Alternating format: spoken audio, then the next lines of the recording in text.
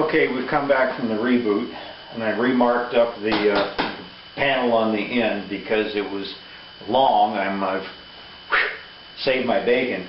If it had been short, I would have had to have redesigned the boat.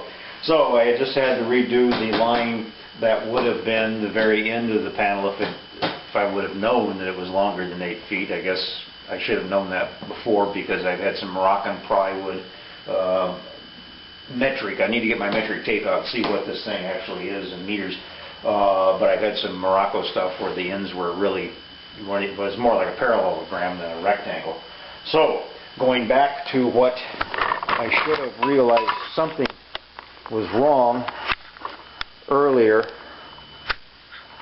when I said that this point was wrong. That point was right. I just had the nose out too long. So when you get it set back to where it's supposed to be, this is correct.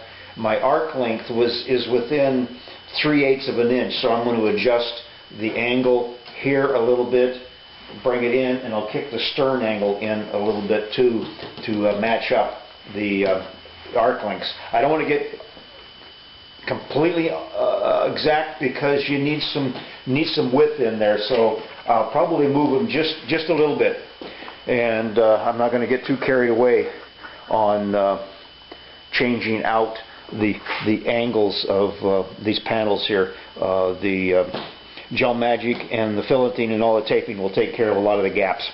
So, okay, one of the things that I've got one spot right here. The original measuring spot was here, but when I do the fairing in, the natural line is back here, and that's about 1/2 inch, and that could be just some anomaly when I was taking the measurements off, because when you look at the arc as it flows along here, it'll look better once I get the dark line on. You just kind of have to walk around and just follow the arc. Does it have any dips and doodles, ins and outs? Does it look like a smooth arc? And the other thing you have to do is kind of mentally shift this line here and that point up against the curvature of this one. And they look like they would be more consistent at the new line here, which the faired curve looks like.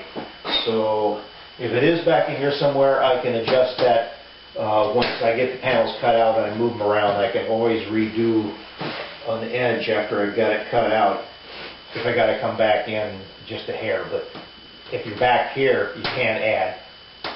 Well, not really. So I'm going to be happy with this one. And I'm going to go ahead and leave the arc lengths the same. I'm not going to turn these in and out, but by the time you get them folded around, there's going to be little gaps in there. You don't want the panels to be too short to the end. It's better to be long on the end and fill it up with fillet compound and glass and that kind of stuff, so than to have it come in too short. So I'm going to leave it alone. Okay, on this one I had to break out the big batten, and I'm setting pretty good.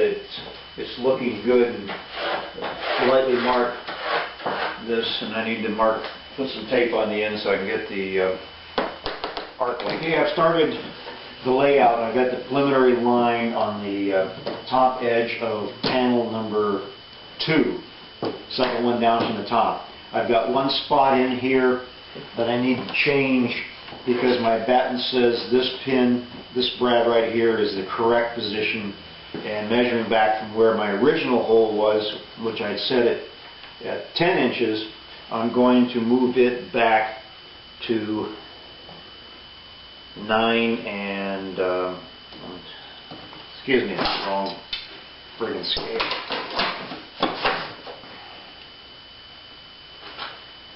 9 15/16.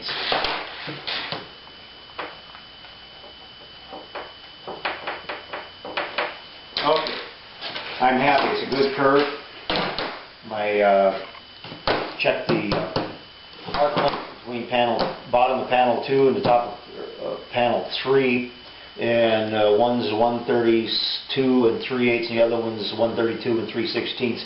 So that gives me just a little bit of skosh room on the end to overlap the one below it for when it comes to the end. So I'm going to be happy with that. So now I can go ahead and get out my ballpoint pen, blue line, ink it in. It's time to ink it in.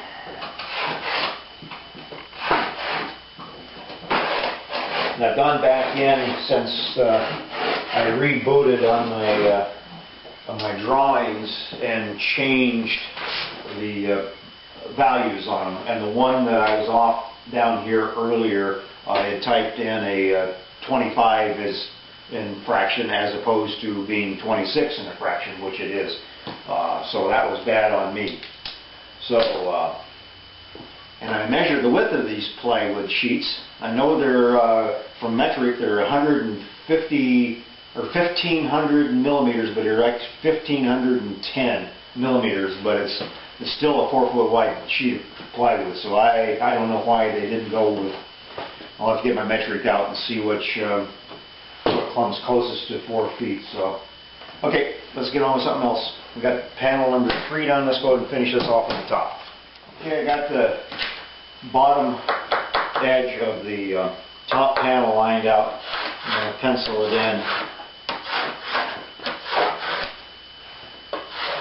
And one spot I moved a nail over and in a little bit, but it could have been because I didn't have my long yellow ruler lined up with the green string. So I'm going with the batten arc instead of the position of the nail, and I did move the very bow angle nail out a bit to match up on this arc angle or length to the one below it. So make it just a hair longer.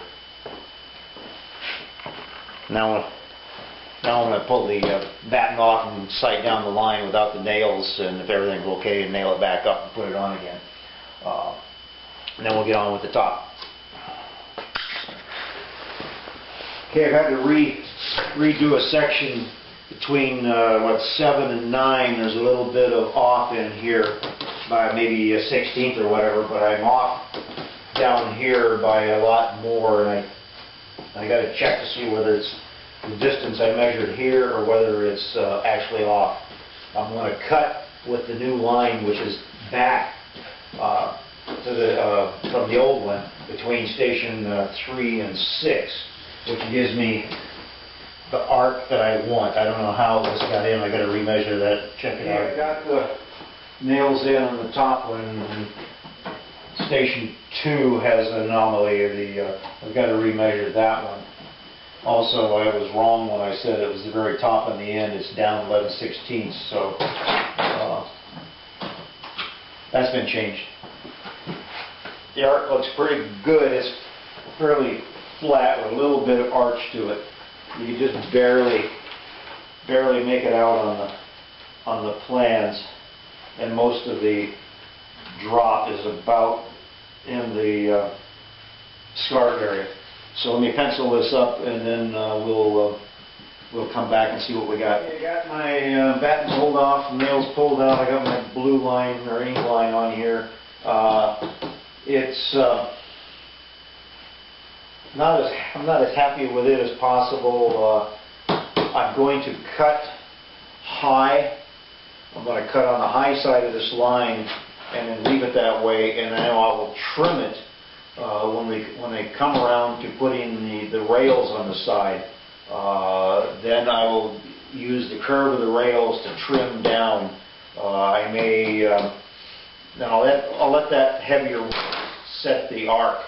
But I'll go along, I'll leave the line there so I can see where I think it may be, and then I'll trim to fit once it's in place. So that's it. Make certain that you keep your panels clamped together, and we're going to start, the next step will be cutting the panels out.